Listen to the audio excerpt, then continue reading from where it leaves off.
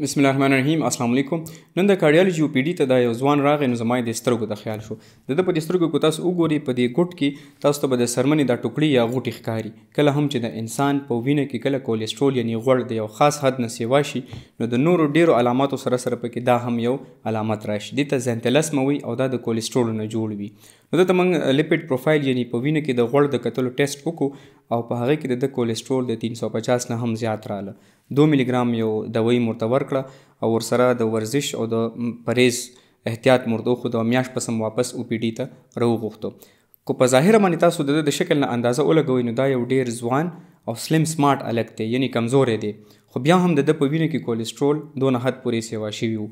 همدا کولیسټرول وي چې کله دا په رګونو کې اونخلي، کو د مزغو په رګ کې اونخلي نو فالج اټیک وکړي، کو د زړه په رګ کې اونخلي هارټ اټیک وکړي، داسې کو د لاسونو د خپو په رګونو کې اونخلي نو هلته بیا دا خپه او لاس شل کړي. د انګلیش یو قول دی چې پریونشن از بیټر دین ټریټمنټ. د دې مطلب دا دی چې د یو بیماری د کېدو نه مخکې موږ داسې احتیاطي تدابیر وکړو چې موږ ته هغه بیماري ونه شي، یعنې احتیاط د علاج نه بهتر دی. نو دا ضروري نه ده چې د چا په وینه کې به کولیسټرول سیوا وي نو دا ورسره به هغه غټ وي یا به د هغه خېټه غټه وي.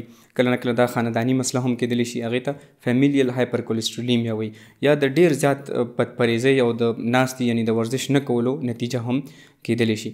موږ تاسو ټولو له پکار دي چې احتیاط وکړو او د خپل ځان خیال وساتو. پاکستان یو داسې ملک دی او زموږ داسې معاشره ده چې دلته خو د بیمارۍ په صورت کې په وخت هسپتال ته یو ښه هسپتال ته یو غټ سیټ اپ ته رارسېدل هم غټ نعمت دی. او که یو ځل یو انسان بیمار شي، یو مسله وشي، نو بیا خو د ټول عمر دپاره هغه د هسپتال او د ډاکټر یو ګاهک شي.